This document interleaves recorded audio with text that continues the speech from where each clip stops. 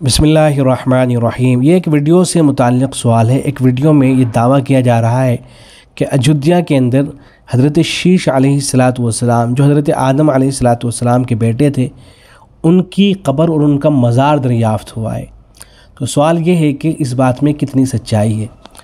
تو جواب میں عرض ہے، دیکھیں یہ جو ایودھیا نامی شہر ہے، یہ بہت ہی قدیم اور تاریخی شہر ہے، اور یہاں بہت سے اسلامی آثار پائے جاتے ہیں۔ ایسا نہیں ہے کہ صرف یہاں پر بابری مسجد موجود ہو، بلکہ بابری مسجد کے علاوہ بھی یہاں اور بہت سی تاریخی مساجد موجود ہیں۔ ان تاریخی مساجد میں سے تو بعض مساجد وہ ہیں کہ جن کے اسلامی آثار اور خود ان مساجد کے آثار مٹتے جا رہے ہیں، اور کچھ مساجد وہ ہیں جو آباد ہیں۔ لیکن بہرحال مساجد ہیں اور قیامت تک مساجد ہی رہیں گی۔ جیسے بابری مسجد وہ مسجد ہے، قیامت تک مسجد ہی رہے گی۔ تو اگر کسی جگہ پر کوئی مسجد تعمیر کر دی گئی ہے، تو اگر وہ کسی وجہ سے ویران ہو جاتی ہے یا وہاں کچھ اور تعمیر کر دیا جاتا ہے، تو قیامت تک وہ مسجد ہی رہتی ہے۔ بہرحال لوگ اگر اس کو تبدیل کر دیں تو اس تبدیلی کی وجہ سے اس کی مسجد ہونے پر کوئی فرق نہیں پڑتا ہے۔ جیسے ہریانہ اور پنجاب کے اندر بہت سی مساجد ایسی ہیں جو غیر آباد ہیں، لیکن وہ مساجد ہیں، جیسے ہی مسلمانوں کو موقع ملتا ہے تو ان کو آباد کرنے کی کوشش کرنی چاہیے۔ تو ایودھیا کے اندر بہت سی مساجد ہیں، ایسے ہی یہاں بہت سے اہل علم گزرے ہیں، ان کی قبریں اور ان کے مزار یہاں پر موجود ہیں، بڑے بڑے اہل علم یہاں پیدا ہوئے ہیں۔ اس سلسلے میں ایک کتاب ہے حضرت مولانا حبیب الرحمن صاحب قاسمی رحمۃ اللہ علیہ کی، جو دارالعلوم دیوبند کے استاد ہوا کرتے تھے، اور دارالعلوم دیوبند سے جو ماہر نامہ نکلتا ہے اس کے ایڈیٹر ہوا کرتے تھے۔ اور اس کتاب کا نام ہے ایودھیا کے اسلامی آثار۔ اس کتاب کے اندر حضرت نے ان تمام باتوں کو ذکر کیا ہے، اور ان مساجد کا تذکرہ کیا ہے، ان شخصیات کا ذکر کیا ہے جو ایودھیا کے اندر پیدا ہوئیں، اور ان کے قبریں اور مزار وغیرہ وہاں پر موجود ہیں۔ تو حضرت کی اسی کتاب کے اندر اس بات کا بھی ذکر ہے، جو حضرت شیش علیہ السلام کے مزار والی بات ہو رہی ہے۔ ایک تو ویڈیو کے اندر یہ جو بات کہی گئی ہے کہ مزار دریافت ہوا ہے، تو ایسا نہیں کہ ابھی دریافت ہو گیا ہو، بلکہ بہت پہلے سے یہاں ایک قبر چلی آتی ہے۔ اس قبر کے متعلق یہ دعویٰ کیا جاتا ہے کہ در حقیقت یہ حضرت شیش علیہ السلام کی قبر ہے۔ تو حضرت مولانا حبیب الرحمن رحمۃ اللہ علیہ نے اپنی اس کتاب کے اندر اس بات کا ذکر فرمایا ہے، چنانچہ صفحہ نمبر 177 اور صفحہ نمبر 178 اس پر ذکر کیا ہے کہ حضرت شیش علیہ السلام کی مزار کے تعین کے متعلق تاریخ کے بیانات قطعی اور یقینی نہیں کہے جا سکتے، بلکہ اس میں اختلاف کی گنجائش ہے، اور اسی گنجائش کی بنا پر خود مورخین اس باب میں مختلف نظر آتے ہیں۔ چنانچہ بعض نے لکھا ہے کہ آپ کا مزار بالابک میں ہے، اور بعض کوہ آدم میں بتاتے ہیں، اور بعض لبنان کے اندر بتاتے ہیں، جو یہاں ذکر نہیں کیا گیا ہے، لیکن بعض حضرات کا خیال ہے کہ لبنان کے اندر ہے۔ پھر آگے حضرت فرماتے ہیں کہ ان دونوں اقوال کے برخلاف مورخین اور علماء کی ایک بڑی جماعت یہ کہتی ہے کہ آپ کا مزار ضلع فیض آباد کے مشہور قدیم قصبے ایودھیا میں ہے۔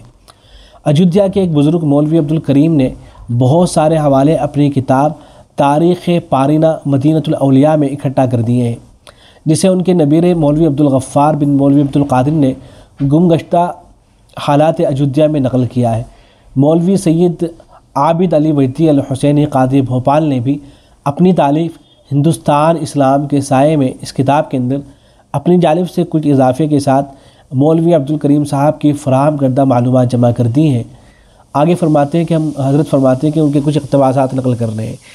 تو مدینۃ الاولیاء سے ایک اقتباس نقل کیا گیا ہے، جس میں لکھا گیا ہے کہ ان کا یعنی حضرت شیش علیہ السلام کا مزار بقول مولوی عبدالکریم ایودھیا ضلع فیض آباد میں ہے۔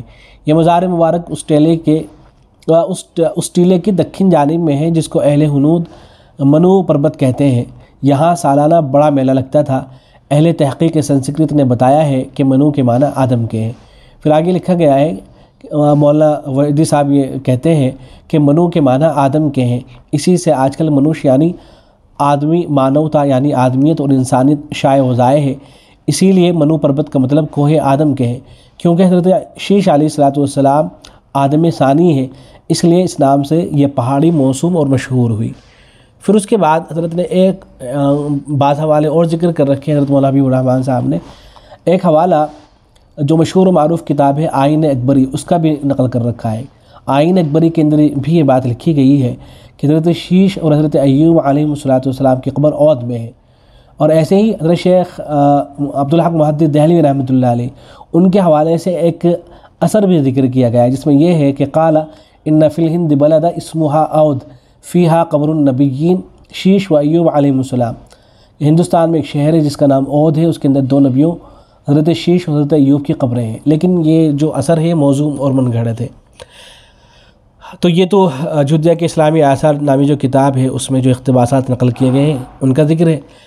اس کے علاوہ دارالعلوم دیوبند کو جو فتویٰ ہے اس میں بھی اس بات کو ذکر کیا گیا ہے، وہاں سوال کیا گیا ہے تو جواب میں لکھا گیا ہے کہ حضرت شیش علیہ السلام کا عہد ابتدائے عالم سے تعلق رکھتا ہے اور مستند تاریخ کا دامن اس وقت کی معلومات سے یکسر خالی ہے، اس لیے آپ علیہ السلام کی قبر کے حوالے سے کوئی یقینی بات نہیں کہی جا سکتی ہے۔